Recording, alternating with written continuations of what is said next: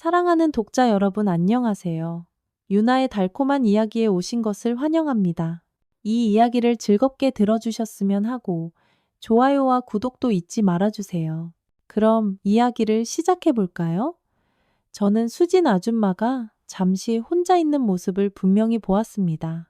그녀의 강렬하던 눈빛은 온데간데 없고 아주 잠깐이었지만 넋이 나간 듯한 모습이었죠. 그날 이후로 아줌마는 저를 더 이상 옆집 아이가 아닌 서방님으로 대하기 시작했습니다. 아줌마가 저를 얼마나 극진히 챙겨주시는지 모를 겁니다. 아줌마와의 관계가 어찌나 돈독한지 요즘은 혼자 있을 때도 저절로 웃음이 나올 정도입니다. 수진 아줌마와의 첫 만남은 13년 전, 제가 초등학생 시절이었습니다. 당시 저는 빌라에 살고 있었습니다. 수진 아줌마는 바로 맞은편 집에 살았죠.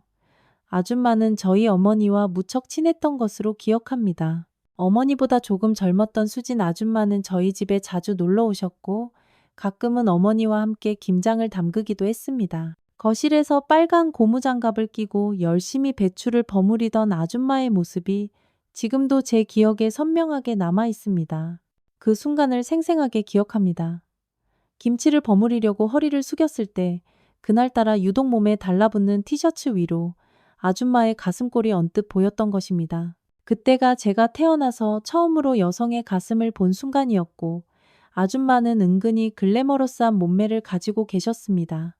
거실 구석 어두운 곳에 숨어 몰래 아줌마를 훔쳐보는데 심장이 마구 요동쳤습니다. 과자를 먹는 척하며 저는 넋을 잃고 한참 동안 아줌마의 그 모습에서 눈을 뗄 수가 없었습니다. 수진 아줌마에게는 아들이 둘 있었는데 모두 저보다 어렸습니다. 나이 차이가 나서 그 아이들과 어울려 놀지는 않았습니다. 아줌마의 남편을 마주친 것은 손에 꼽을 정도였습니다.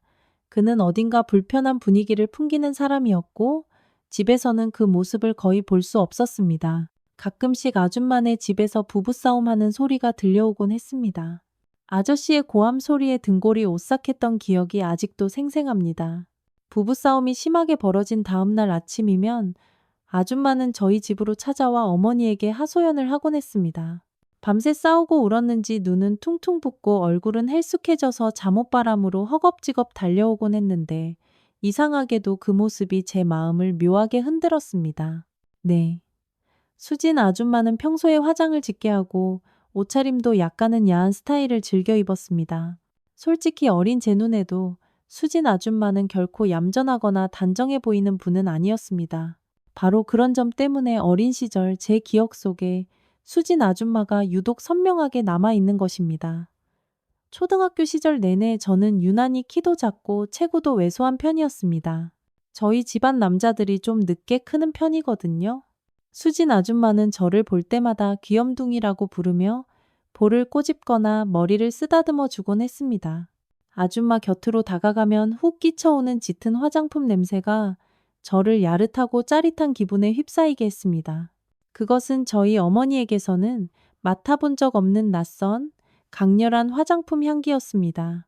그렇게 그 빌라에서 몇 년간 이웃사촌으로 잘 지내다가 동네가 재개발되면서 저희 가족은 이사를 가게 되었습니다. 저희 가족은 그 동네에서 그리 멀지 않은 곳으로 이사를 갔지만 아줌마는 꽤 먼 곳으로 가신 모양이었습니다. 그래서인지 어머니와 수진 아줌마의 연락도 뜸해졌습니다. 제 기억 속에서도 수진 아줌마는 서서히 잊혀져 갔습니다. 저는 이사간 동네에서 고등학교 시절을 무사히 마쳤고 대학교에 진학하면서는 그 동네에 있는 아파트에 자리를 잡게 되었습니다. 평생을 빌라에서만 살다가 새로 이사 온 아파트는 제 마음에 쏙 들었습니다. 제게는 4살 터울의 누나가 한 명 있습니다. 이사 오기 전에는 늘 누나에게 큰 방을 양보하고 저는 작은 방을 써야 했는데 그게 늘 불만이었습니다. 아파트로 이사 오니 제 방도 누나 방 못지않게 넓고 쾌적해서 무척 마음에 들었습니다. 좋은 방을 차지하겠다고 누나와 티격태격 다투던 것도 이제는 다 지난 일이 되었죠. 몇 해 전 결혼한 누나는 이제 가끔씩 친정에 들를 뿐이라 누나 방은 창고나 옷방처럼 쓰이고 있습니다. 사실 이름만 여자일 뿐 저에게는 성별만 다른 형이나 다름없었습니다. 그런 누나를 데려가 주신 매형에게 진심으로 감사한 마음을 가지고 있습니다. 아무튼 저 역시 21대 후반에 접어들었고 막 취업에 성공해서 정신없이 바쁜 나날을 보내고 있었습니다. 몇 년간 공무원 시험 준비에 매달렸지만 번번이 결정적인 실수로 고배를 마셔야 했습니다. 사실 30살까지는 공무원 시험에 매달려 볼 생각이었습니다. 하지만 그 길이 아니어도 괜찮다.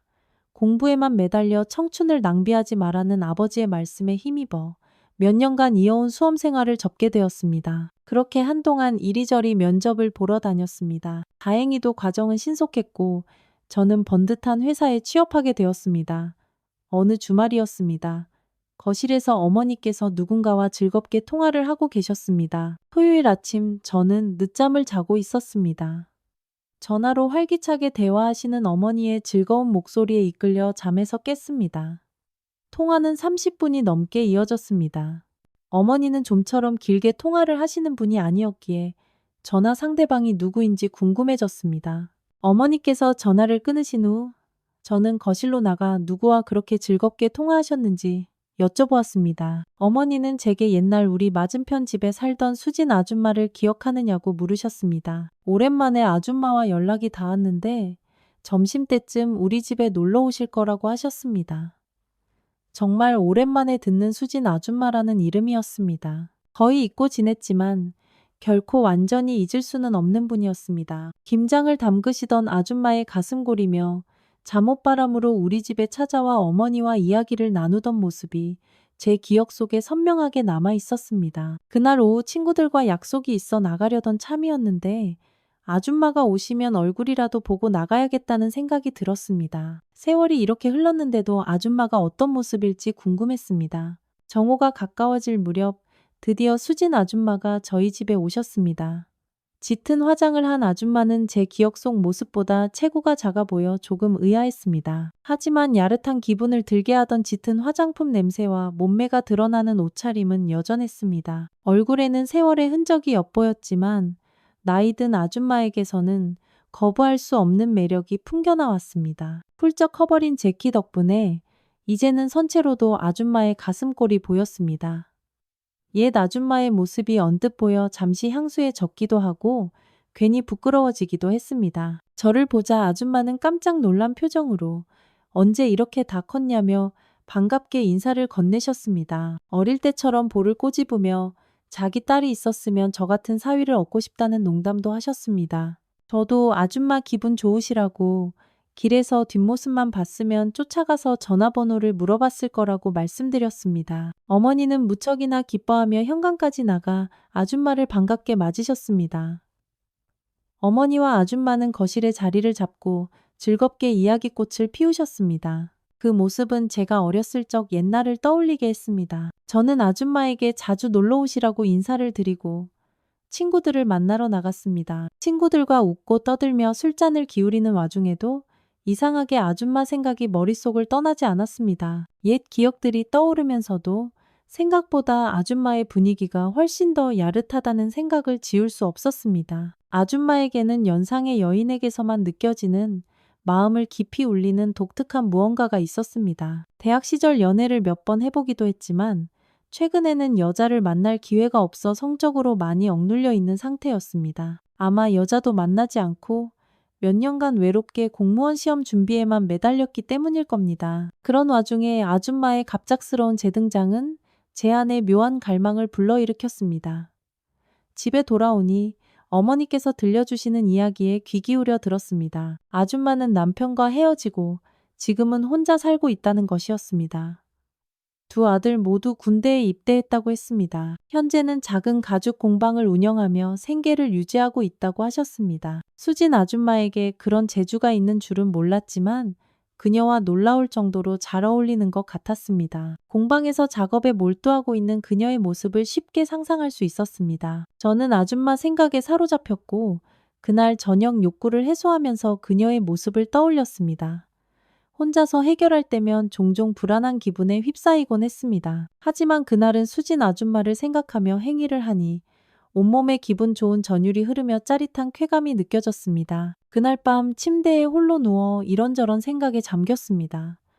수진 아줌마와 연애를 하고 싶다는 생각이 들었습니다. 그 후 며칠 동안 저는 수진 아줌마가 언제 다시 우리 집에 오실지 간절히 기다리며 기대감에 부풀어 있었습니다. 하지만 꽤 오랜 시간 동안 아줌마는 저희 집에 오시지 않았습니다. 밤하늘 아래 홀로 아줌마를 상상하며 지새우는 시간은 끝없이 길게만 느껴졌고 시간이 흐를수록 제 애타는 마음은 절망 속으로 깊이 가라앉았습니다. 약 한 달 후 아줌마가 다시 저희 집에 오셨고 저는 기회를 놓치지 않고 아무렇지 않은 척 아줌마의 공방 위치를 물어보았습니다. 저는 어머니가 계시는 집보다는 밖에서 아줌마와 약속을 잡는 편이 낫겠다고 생각했습니다. 아줌마는 제게 가죽 공예 같은 것에 관심이 있냐고 물으시며 배우고 싶으면 언제든 놀러 오라고 친절하게 주소를 알려주셨습니다. 일주일 후 저는 아줌마의 공방을 찾아갔습니다. 경기도의 한적한 동네에 자리한 아줌마의 공방은 전면이 통유리로 되어 있어 밖에서도 내부가 훤히 들여다 보였습니다. 나른한 오후 아줌마는 공방 안에서 홀로 작업에 몰두하고 있었습니다. 작업복인 듯한 앞치마를 두르고 무언가를 만드는 그녀의 모습을 보니 아름답고도 섹시한 매력이 느껴져 심장이 두근거렸습니다. 저는 일부러 인기척을 내며 안으로 들어갔습니다. 아줌마는 공방에 찾아온 저를 보며 얼굴이 환해지더니 깜짝 놀랐다며 반갑게 맞아주었습니다. 저는 그냥 이 근처를 지나가다 공방이 가깝길래 저녁이나 같이 먹을까 해서 들렀다고 말했습니다. 그러고는 일하는 모습이 너무 멋있어서 이러다 반하겠다며 가벼운 농담을 던졌습니다. 아줌마는 제 농담에 볼을 꼬집으며 연하남이랑 데이트하는 것도 좋지만 어릴 적 내 모습이 아른거려서 너랑 연애하기는 힘들겠다며 장난스럽게 받아쳤습니다. 아줌마는 오늘 끝내야 할 작업이 있다며 1시간 정도만 기다려달라고 했습니다. 아줌마의 공방에서 커피를 마시며 저는 그녀의 능숙한 손놀림을 넋을 잃고 바라보았습니다. 예전에는 아줌마를 어딘가 해프고야한 사람이라고만 생각했는데 자신의 일에 몰두하는 모습을 보니 아름답기도 하고 꽤 멋있다는 생각이 들었습니다. 당장이라도 아줌마에게 달려들고 싶은 충동이 일었지만 꾹 참고 얌전히 그녀를 기다렸습니다. 그렇게 시간이 좀 지나자 아줌마는 일이 다 끝났다며 저녁을 먹으러 나가자고 했습니다. 공방의 어두운 구석에서 옷을 갈아입는 그녀의 모습을 엿보았는데 좁은 문틈으로 살짝 드러난 아줌마의 실루엣은 거부할 수 없는 매력을 풍겼습니다. 공방을 나선 후 저희는 한동안 거리를 걸었습니다. 길을 걷는 동안 거부할 수 없는 매력을 풍기던 아줌마는 제 팔에 팔짱을 끼며 다정한 모습을 보였습니다. 아줌마의 손이 팔꿈치에 닿는 순간 심장이 주체할 수 없이 마구 뛰었습니다. 정신이 아찔할 정도였죠. 하지만 묘하게 기분 좋은 느낌이었습니다. 저희는 근처에 있는 이자카야 같은 술집으로 향했습니다. 저는 저녁 겸 한잔하고 싶다고 말했습니다. 아줌마는 젊은 남자와 술을 마시니 참 좋겠다며 오늘 제게 술 시중을 단단히 받아야겠다고 장난스럽게 말했습니다. 아줌마와 마주 앉아 맛있는 안주를 먹으니 술이 달게 느껴지며 분위기를 한층 돋우었습니다. 술을 몇 잔 마신 아줌마는 제게 공방에는 어쩐 일로 왔냐고 물었습니다. 저는 장난 반 진담 반으로 어릴 적 헤어진 후로 아줌마 생각이 자주 났는데 다시 만나니 그 생각이 다시 떠올랐다고 털어놓았습니다. 아줌마와 단둘이 조용히 이야기하며 술 한잔하고 싶었다고 말했습니다. 수진 아줌마는 제 솔직한 대답에 조금 놀란 듯 했지만 이내 자기가 그렇게 매력적이냐며 짓궂게 물었습니다. 저는 전과 똑같이 길에서 봤으면 쫓아가서 전화번호를 물어봤을 거라고 말했고 아줌마는 제 대답이 마음에 드는 듯 미소를 지었습니다. 그렇게 즐거운 분위기 속에서 저희는 많은 술을 마시고 활기찬 대화를 나누었습니다. 기분 좋게 취한 채로 이자카야를 나섰고 솔직히 저는 아줌마와 더 함께 즐기고 싶었습니다. 하지만 아줌마는 너무 늦었다며 다음에 또 보자고 오늘은 이만 헤어지자고 했습니다. 저는 그러겠다고 약속하고는 약간 비틀거리는 아줌마를 집까지 바래다 주기로 했습니다. 나란히 20분쯤 걸었을까요? 이런저런 이야기를 나누며 함께 걷는 그 길이 참 분위기 있게 느껴졌습니다. 아줌마의 집은 다소 외진 곳에 있는 빌라였습니다. 거의 다 왔으니 어서 집에 가라며 저를 떠미는 아줌마의 손을 붙잡았습니다. 아줌마는 제 눈을 바라보았고 그녀의 얼굴에는 놀란 기색이 스쳤습니다. 저는 그 숨겨진 골목길에서 취기를 빌려 아줌마에게 입을 맞췄습니다. 아줌마는 화들짝 놀란 표정으로 저를 밀쳐냈습니다. 그러더니 술이 많이 취한 것 같다며 제 등을 툭툭 쳐주고는 어서 돌아가라고 재촉했습니다. 그리고는 서둘러 빌라 안으로 들어가 버렸습니다. 살짝 취기가 올라 분위기가 무르익었다고 생각했는데 그건 저만의 착각이었나 봅니다.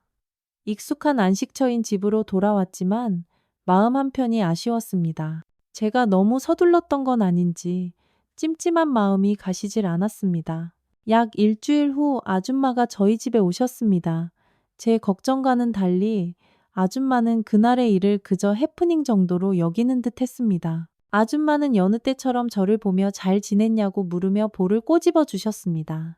아줌마는 어머니와 한참 동안 이야기를 나누셨습니다. 혹시 그날의 일을 어머니께 말씀드릴까봐 걱정했는데 모든 게 괜찮다는 듯한 아줌마의 태도에 안도의 한숨이 나왔습니다. 얼마나 시간이 흘렀을까요? 아줌마는 제 방이 궁금하다며 아무렇지 않게 제 방으로 들어오셨습니다. 그녀는 제게 휴대폰을 내밀며 번호를 찍어달라고 했습니다. 그날 일은 우리끼리 따로 만나서 이야기하는 게 좋겠다고 말했습니다. 저를 나무라려는 것인지 아니면 그날 이후로 아줌마의 마음이 바뀐 것인지 머릿속이 복잡해졌습니다. 일단은 아줌마의 휴대폰에 제 번호를 저장해 드렸습니다. 그 후로 아줌마와 저는 개인적으로 연락을 주고받기 시작했습니다. 며칠 뒤 아줌마에게서 공방으로 오라는 연락을 받고 그곳으로 향했습니다. 아줌마는 그날 있었던 일에 대해 좀 더 자세히 이야기해달라고 했습니다. 어릴 때부터 봐왔던 저에게 갑자기 키스를 당하니 좀 당황스럽다고 말했습니다. 저는 변명을 늘어놓기보다는 솔직하게 말하는 것이 낫다고 생각해서 아줌마를 좋아한다고 고백했습니다. 아줌마가 아름답고 섹시해 보였고 공방에 있는 모습이 정말 멋있었다고 말했습니다. 물론 예전에 옆집에 살 때 가끔 아줌마의 가슴골을 훔쳐봤다는 이야기는 하지 않았습니다. 아줌마는 제 눈을 지그시 바라보며 방금 제가 한 말이 진심이냐고 물었습니다. 제가 고개를 끄덕이자 아줌마는 제 말에 무언가 결심이 선 듯 제 손을 잡았습니다. 그러고는 그날 일에 대해 어느 정도 알 것 같다며 이왕 공방까지 왔으니 저녁에 같이 술이나 한잔하자고 했습니다. 어쩌면 아줌마가 제 마음을 받아주려는 것일지도 모른다는 생각에 저는 기대감에 휩싸였습니다. 저희는 첫날 갔던 그 이자카야로 다시 가서 전과 같이 술을 마셨습니다. 아줌마와 술을 한두 잔 기울이다 보니 제 생각이 틀리지 않았다는 확신이 들기 시작했습니다. 아줌마는 제게 한층 더 따뜻하고 다정한 모습을 보여주는 것 같았습니다. 술자리는 기분 좋게 이어졌습니다. 저희는 더욱 애틋한 마음으로 술자리를 즐기고 있었습니다. 2차를 가기 위해 밖으로 나왔을 때 아줌마는 자기 집에 가서 한 잔 더 하겠냐고 물었습니다. 저는 아줌마의 손을 잡고 그러고 싶다고 말했습니다. 아줌마는 망설임 없이 제 손을 받아주었습니다. 술기운 때문인지 제 손길 때문인지 살짝 상기된 그녀의 두 뺨은 참으로 아름답고 매혹적이었습니다. 그렇게 저는 그날 아줌마의 빌라에 발을 들여놓게 되었습니다. 사실 술을 한 잔 더 하자는 말은 핑계에 불과했습니다. 집에 들어서자마자 우리 사이에는 말없는 교감이 흘렀고 우리는 열정에 몸을 맡기며 뜨겁게 입을 맞췄습니다. 마치 영화나 드라마의 주인공들처럼요. 그저 상상 속에서만 그려왔던 수진 아줌마와 한데 뒤엉켜 있다는 사실이 꿈만 같았습니다.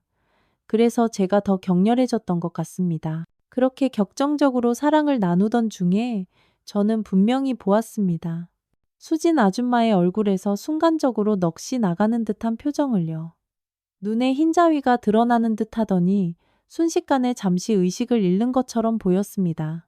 한창 혈기왕성한 저 같은 사람을 온전히 감당하기에는 그녀에게는 다소 벅찼을지도 모릅니다.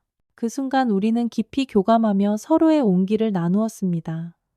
그날 이후로 아줌마는 더 이상 저를 옆집 아이로만 보지 않았습니다. 그녀는 제게 따뜻하고 다정해졌고 언제 이렇게 멋진 어른이 되었냐고 물었습니다. 그 후로는 가끔 애교 섞인 목소리로 저를 자기야라고 부르기도 했습니다. 부부 사이에서나 쓰는 여보라고 부를 때도 있었고 아내가 남편을 부르거나 나이 든 여자가 가까운 연하의 남자를 부를 때 쓰는 서방님이라고 부를 때도 있었습니다. 그 애정 어린 호칭들은 제 등골을 짜릿하게 하고 묘한 기분을 불러일으킵니다. 물론 긍정적인 의미로요. 쉬는 날이면 저는 아줌마의 공방에서 시간을 보내며 그곳에서 우리는 서로의 열정을 나눕니다. 한가한 시간이면 공방의 작은 방으로 들어가 그곳에서 은밀한 시간을 보냅니다. 아줌마와의 관계는 제 상상을 초월하는 설렘과 기쁨을 안겨줍니다. 실제로 지금도 아줌마는 가끔씩 저와의 잠자리에서 벅차오르는 감정을 주체하지 못할 때가 있습니다. 아마 그 때문인지 얼마 전부터 수진 아줌마는 저와의 관계에서 더욱 적극적으로 변했습니다. 얼마 전 제 생일에는 아줌마가 고급 가죽으로 직접 지갑을 만들어 선물해 주었습니다. 정말 근사한 경험이었고 저는 그 지갑이 무척 마음에 들었습니다. 그날 저는 벅차오르는 고마움을 느꼈고 아줌마의 매력에 사로잡혀 그녀를 더욱 깊이 사랑하게 되었습니다. 이 관계가 얼마나 오래 갈지는 아무도 예측할 수 없지만 시간이 허락하는 한 아줌마를 깊이 아껴줄 생각입니다.